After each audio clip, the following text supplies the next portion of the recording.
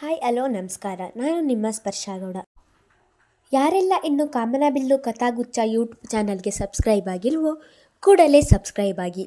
ನಾನು ಇವತ್ತು ಹೇಳ್ತಿರೋ ಕತೆ ಒಂಗಿರಣ ಭಾಗ 88. ಇಲ್ಲ ರಿಷಿ, ನನ್ನ ಮಗಳನ್ನು ಅಲ್ಲಿಗೆ ಕಳುಹಿಸಲು ನನಗೆ ಸಾಧ್ಯವಾಗುತ್ತಿಲ್ಲ. ಮೊದಲೇ ನಾವು ಬಡವರು. ಅಲ್ಲಿ ಸ್ವಲ್ಪ ಹೆಚ್ಚು ಕಡಿಮೆಯಾದರೂ ಅದನ್ನು ಸಹಿಸುವ ಶಕ್ತಿ ನಮಗೆ ಇರುವುದಿಲ್ಲ. ಬೇಕಿದ್ರೆ ಸ್ಪಂದನ ಅವರ ಜೊತೆ ನಾನೇ ಮಾತಾಡ್ತೀನಿ. ಶರದಿ ವಿದೇಶಕ್ಕೆ ಬರುವುದಿಲ್ಲ ಎಂದು ಹೇಳುತ್ತೇನೆ. ಅಮ್ಮ, ಮೊದಲು ನಿನ್ನಲ್ಲಿರುವ ಈ ಭಯವನ್ನು ತೆಗೆದು ಹಾಕು.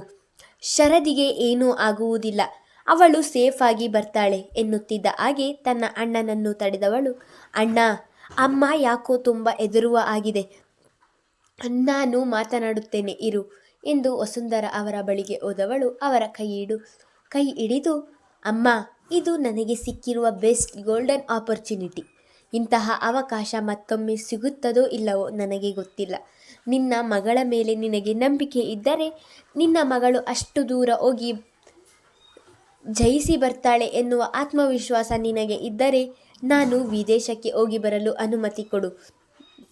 ಇಲ್ಲದಿದ್ದರೆ ನಾಳೆ ನಾನೇ ಸ್ಪಂದನ ಮೇಡಮ್ಗೆ ನಾನು ಹೋಗುವುದಿಲ್ಲ, ಬೇರೆ ಯಾರನ್ನಾದರೂ ಕಳಿಸಿ ಎಂದು ಹೇಳುತ್ತೇನೆ. ನನ್ನನ್ನು ಎತ್ತವಳು ನೀನು. ಮಗಳನ್ನು ಅಷ್ಟು ದೂರ ಕಳುಹಿಸಲು ನಿನಗೆ ಭಯ ಇದ್ದೇ ಇರುತ್ತದೆ. ನಿನ್ನ ಮನಸ್ಥಿತಿ ನನಗೆ ಅರ್ಥವಾಗುತ್ತದೆ. ನಾನು ನಿನ್ನನ್ನು ಬಲವಂತ ಮಾಡುವುದಿಲ್ಲ. ಇದರ ಮೇಲೆ ಒಪ್ಪುವುದು ಬಿಡುವುದು ನಿನಗೆ ಬಿಟ್ಟಿದ್ದು. ಆದರೆ ನೀನು ಒಪ್ಪದೇ ಹೋದರೂ ನನಗೇನು ಬೇಸರವಾಗುವುದಿಲ್ಲ. ನೀನು ಏನು ನಿರ್ಧಾರ ಮಾಡಿದರೂ ನನಗೆ ಖುಷಿಯೇ ಎಂದವಳು ಅಲ್ಲಿ ನಿಲ್ಲದೆ ತನ್ನ ಕೋಣೆಗೆ ಹೊರಟಿದ್ದಳು.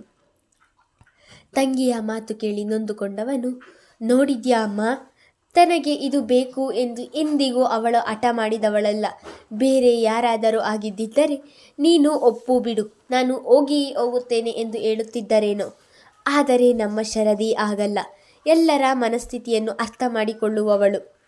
ಅವಳೇ ಸುರಕ್ಷಿತವಾಗಿ ಹೋಗಿ ಬರುತ್ತೇನೆ ಎಂದು ಧೈರ್ಯದಲ್ಲಿ ಹೇಳುತ್ತಿರುವಾಗ ನೀನ್ಯಾಕೆ ಹೆದರುತ್ತೀಯಾ? ಅವಳನ್ನು ಖುಷಿಯಿಂದ ಕಳಿಸಿಕೊಡು ಎಂದು ಮತ್ತೊಮ್ಮೆ ತನ್ನ ತಾಯಿಗೆ ಅರ್ಥ ಮಾಡಿಸುವ ಪ್ರಯತ್ನ ಮಾಡಿದನು ರಿಷಿ. ಹೆತ್ತ ಮಕ್ಕಳು ಖುಷಿಯಿಂದ ಇದ್ದರೆ ಒಬ್ಬ ತಾಯಿಗೆ ಅದಕ್ಕಿಂತ ಬೇರೆ ಯಾವ ಖುಷಿ ಬೇಕು ಹೇಳು ರಿಷಿ? ನನ್ನ ಮಗಳು ಖುಷಿಯಿಂದ ಇದ್ದರೆ ನನಗೆ ಖುಷಿಯೇ ಅಲ್ಲವಾ ಎಂದವರು ಶರದಿಯ ಕೋಣೆಯ ಕಡೆಗೆ ನೋಡುತ್ತಾ, ಅವಳು ವಿದೇಶಕ್ಕೆ ಹೋಗುವುದರಿಂದ ನೀನು ಶರದಿ ಇಬ್ಬರೂ ಖುಷಿಯಾಗುತ್ತೀರಾ ಎಂದರೆ ನಾನು ಕೂಡ ಖುಷಿಯಿಂದಲೇ ಒಪ್ಪಿಗೆ ಕೊಡುತ್ತೇನೆ ಬಿಡು.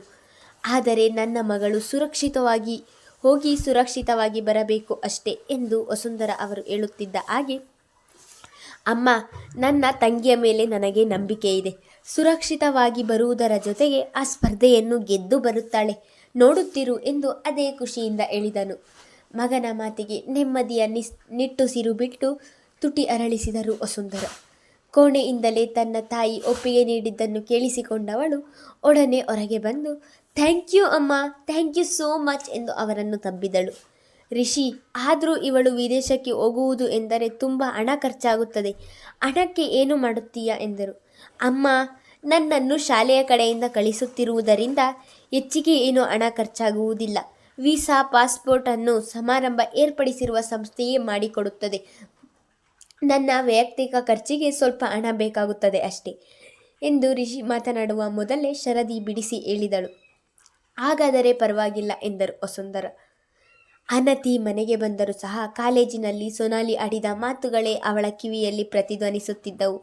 ಆ ಆಂಟಿ ಮಮ್ಮಿಯ ಫ್ರೆಂಡ್ ಎಂದು ಹೇಳುತ್ತಾರೆ, ಆದರೆ ಮನೆಗೆ ಬನ್ನಿ ಎಂದರೆ ಬರಲಿಲ್ಲ. ಒಂದು ರೀತಿ ವಿಚಿತ್ರವಾಗಿ ಮಾತನಾಡುತ್ತಿದ್ದರು. ಅವರನ್ನು ಹೇಗೆ ನಂಬುವುದು ನಾನು?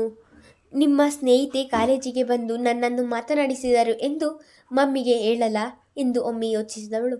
ನಂತರ, ಬೇಡ ಬೇಡ, ಹಾಗೇನಾದರೂ ಹೇಳಿದರೆ ನೀನು ಯಾಕೆ ಅವರ ಬಳಿ ಮಾತನಾಡಿದೆ ಎಂದು ನನಗೆ ಬೈತಾರೆ ಮಮ್ಮಿ. ಈ ವಿಷಯವನ್ನು ಅವರಿಂದ ಮುಚ್ಚಿಡುವುದೇ ಸರಿ. ಇನ್ನೊಮ್ಮೆ ಇವರು ಸಿಕ್ಕಾಗ ಮೊದಲು ಅವರ ಬಗ್ಗೆ ಸರಿಯಾಗಿ ತಿಳಿದುಕೊಂಡು ನಂತರ ಮಮ್ಮಿಗೆ ಹೇಳಬೇಕು ಎಂದುಕೊಂಡು ಹಾಗೆ ಸುಮ್ಮನಾದ. ಅನತಿ ಈಗ ಸ್ಪಂದನ ಅವರಿಗೆ ಈ ವಿಷಯವನ್ನು ಹೇಳಿದ್ದರೆ ಮುಂದೆ ಆಗುವ ದೊಡ್ಡ ಅನಾಹುತ ತಪ್ಪುತ್ತಿತ್ತು. ಅನತಿ ಊಟ ಮಾಡುವಾಗ ಕೂಡ ಸೊನಾಲಿಯ ಯೋಚನೆಯಲ್ಲಿ ಕೋಳಿ ಕೆದಕುವ ಹಾಗೆ ಅನ್ನ ಕೆದಕುವುದು ನೋಡಿದ ಸ್ಪಂದನ ಅವರು, ಅನತಿ, ಯಾಕೆ, ಏನಾಯಿತು? ಊಟ ಮಾಡದೆ ಹಾಗೆ ಕೆದಕುತ್ತಿದ್ದೀಯಲ್ಲ ಎಂದು ಕೇಳಿದರು. ಮಮ್ಮಿ, ಯಾಕೋ ಸ್ವಲ್ಪ ತಲೆನೋವು ಎನ್ನುತ್ತಿದ್ದ ಹಾಗೆ ಅವಳ ಪಕ್ಕದಲ್ಲಿಯೇ ಕುಳಿತಿದ್ದ ಮಿಥುನ್ ಅವರು, ಯಾಕೋ ಪುಟ್ಟ, ಜ್ವರ ಏನಾದರೂ ಬಂದಿದೆಯಾ ಎಂದು ಅವಳ ಹಣೆಯನ್ನು ಮುಟ್ಟಿ ನೋಡಿದರು. 3 ಮಕ್ಕಳಿಗೂ ಸಮಾನ ಪ್ರೀತಿ ಹಂಚಿ ಬೆಳೆಸಿದ್ದರಾದರೂ ಚಿಕ್ಕ ಮಗಳೆಂದರೆ ತುಸು ಹೆಚ್ಚೇ ಪ್ರೀತಿ ಅವರಿಗೆ. ಅನತಿ ತಲೆನೋವು ಎನ್ನುತ್ತಿದ್ದ ಹಾಗೆ ಊಟ ಮಾಡುತ್ತಿದ್ದ ಎಲ್ಲರ ನೋಟ ಅವಳೆಡೆಗೆ ಹರಿಯಿತು. ಇಲ್ಲ ಪಪ್ಪ, ಜ್ವರ ಏನೂ ಇಲ್ಲ, ಸ್ವಲ್ಪ ತಲೆನೋವು ಅಷ್ಟೇ ಎಂದವಳು ನನಗೆ ಊಟ ಸಾಕು ಎಂದಿದ್ದಳು.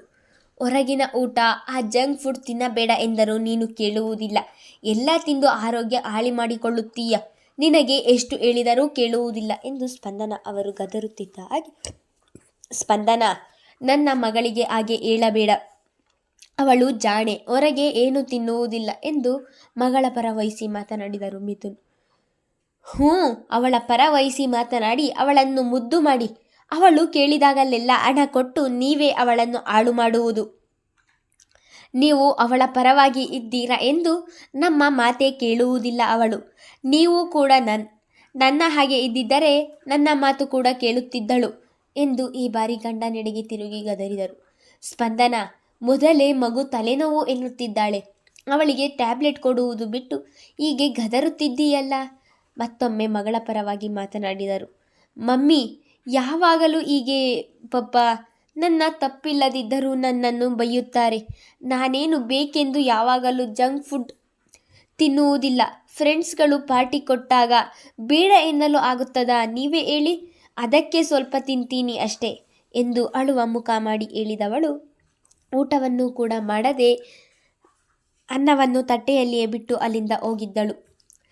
ಅನತಿ ಪುಟ್ಟ, ಊಟ ಮಾಡಿ ಹೋಗು, ಹಾಗೆ ಹೋಗಬೇಡ ಎಂದು ಧನುಷ್ ಕೂಗಿ ಹೇಳಿದರೂ ಕೂಡ ಅವರೆಡೆಗೆ ತಿರುಗದೆ ನನಗೆ ಬೇಡ ಅಣ್ಣ ಎಂದು ಹೇಳುತ್ತಲೇ ಕೋಣೆಗೆ ಹೋಗಿದ್ದಳು. ನೋಡಿ, ಎಷ್ಟು ಹಠ ಮಾಡುವುದನ್ನು ಕಲಿತಿದ್ದಾಳೆ. ಏನಾದರೂ ಸ್ವಲ್ಪ ಹೇಳಿದರೆ ಸಾಕು, ಹೀಗೆ ಮುಖ ಊದಿಸಿ ಮುನಿಸಿನಿಂದ ಹೋಗುತ್ತಾಳೆ ಎಂದರು ಸ್ಪಂದನ. ಮಮ್ಮಿ, ನೀವು ಊಟ ಮಾಡಿ, ಆಮೇಲೆ ಅವಳಿಗೆ ನಾನೇ ಟ್ಯಾಬ್ಲೆಟ್ ಕೊಡ್ತೀನಿ. ಬೆಳಗ್ಗೆಯಷ್ಟರಲ್ಲಿ ಅವಳ ತಲೆನೋವು ಕಡಿಮೆಯಾಗುತ್ತದೆ ಎಂದು ಹೇಳಿದ ಆರಾಧ್ಯ ಊಟ ಮುಂದುವರಿಸಿದಳು. ಮಿಥುನ್, ಆಶ್ರಮಕ್ಕೆ ಹೋಗಿ ತುಂಬ ದಿನಗಳಾಯಿತು. ಮುಂದಿನ ಭಾನುವಾರ ಎಲ್ಲರೂ ಆಶ್ರಮಕ್ಕೆ ಹೋಗಿ ಬರೋಣ ಎಂದು ಊಟ ಮಾಡುತ್ತಿದ್ದ ಸುಗುಣ ಅವರು ಕೇಳಿದರೆ, ಸರಿ ಅಮ್ಮ, ಮೊನ್ನೆ ನಾನು ಕೂಡ ಇದರ ಬಗ್ಗೆ ಯೋಚಿಸಿದೆ. ಮುಂದಿನ ಭಾನುವಾರ ಹೋಗಿ ಬರೋಣ ಎಂದವರು ಊಟ ಮುಂದುವರಿಸಿದರು. ಚಿಗುರು ವೃದ್ಧಾಶ್ರಮ ಅದೊಂದು ವಯಸ್ಸಾದವರನ್ನು ಮಕ್ಕಳ ಹಾಗೆ ನೋಡಿಕೊಳ್ಳುವ ದೇವಸ್ಥಾನ. ಅದರ ಮುಖ್ಯಸ್ಥರು ಆನಂದ್. ಮೊದಲಿಗೆ 150 ವೃದ್ಧರು ಇದ್ದಂತಹ ಆಶ್ರಮ ಈಗ ಸಾವಿರಾರು ವೃದ್ಧರ ಅಲ್ಲಿ ವಸತಿ ಪಡೆದಿದ್ದಾರೆ. ಮಿಥುನ್ ಅವರ ತಂದೆ ತೀರಿಕೊಂಡ ನಂತರ ಕಂಪನಿಯಲ್ಲಿ ಚುಕ್ಕಾಣಿ ಹಿಡಿದಾಗಿನಿಂದಲೂ ಆ ಆಶ್ರಮಕ್ಕೆ ದೇಣಿಗೆ ನೀಡುತ್ತಲೇ ಬಂದಿದ್ದಾರೆ ಮಿಥುನ್. ಆ ಆಶ್ರಮದ ಅರ್ಧ ಖರ್ಚನ್ನು ತಾವೇ ಭರಿಸುತ್ತಾರೆ. ಆ ಆಶ್ರಮದಲ್ಲಿ ಇರುವ ಪ್ರತಿಯೊಬ್ಬರನ್ನು ತಮ್ಮವರೆಂದು ನೋಡಿಕೊಳ್ಳುತ್ತಾರೆ. ಚಿಗುರು ಆಶ್ರಮ ಒಂದು ರೀತಿ ಇವರ ಇನ್ನೊಂದು ಮನೆ ಎಂದು ಹೇಳಿದರೂ ತಪ್ಪಾಗಲಾರದು. ಶರದಿ ಜಪಾನ್ಗೆ ಹೋಗಲು ಒಪ್ಪಿಗೆ ನೀಡಿದ್ದರಿಂದ ಸ್ಪಂದನ ಅವರು ಬಹಳ ಖುಷಿಯಾದರು. ಆಗಲೇ ಈ ಸಮಾರಂಭಕ್ಕೆ ಆಯ್ಕೆಯಾಗಿದ್ದ ವಿದ್ಯಾರ್ಥಿಗಳನ್ನು ತಮ್ಮ ಕೊಠಡಿಗೆ ಕರೆಸಿದ್ದರು. ಶರದಿ, ಇವನು ದಕ್ಷ್, ಇವಳು ಮೀನಾ. ಇನ್ನು ಮುಂದೆ ಇವರಿಬ್ಬರ ಜವಾಬ್ದಾರಿ ನಿನ್ನದು. ಇವರಿಬ್ಬರು ಸಮಾರಂಭದಲ್ಲಿ ಮಾತನಾಡಬೇಕೆಂದಿರುವ ವಿಷಯದ ಬಗ್ಗೆ ಈಗಿನಿಂದಲೇ ಅವರಿಗೆ ನೀನು ಅಭ್ಯಾಸ ಮಾಡಿಸಬೇಕು ಎಂದು ಹೇಳುತ್ತಿದ್ದ ಹಾಗೆ, ಮೇಡಮ್ ಅದು ಎಂದು ಯಾವುದೋ ಒಂದು ವಿಚಾರವನ್ನು ಹೇಳಲು ಅಂಜಿಕೆ ಅವಳನ್ನು ಕಾಡುತ್ತಿತ್ತು. ಅದನ್ನು ನೋಡಿದ ಸ್ಪಂದನ ಅವರು, ಶರದಿ, ಅದೇನು ಹೇಳಬೇಕು ಎಂದಿದ್ದೀಯಾ ಅದನ್ನು ನೇರವಾಗಿ ಹೇಳು, ಅಂಜಿಕೆ ಯಾಕೆ ಎಂದರು. ಮೇಡಮ್, ನಮ್ಮ ಕರ್ನಾಟಕವನ್ನು ಶಿಲ್ಪಕಲೆಗಳ ತವರೂರು ಎಂದು ಹೇಳುತ್ತಾರೆ.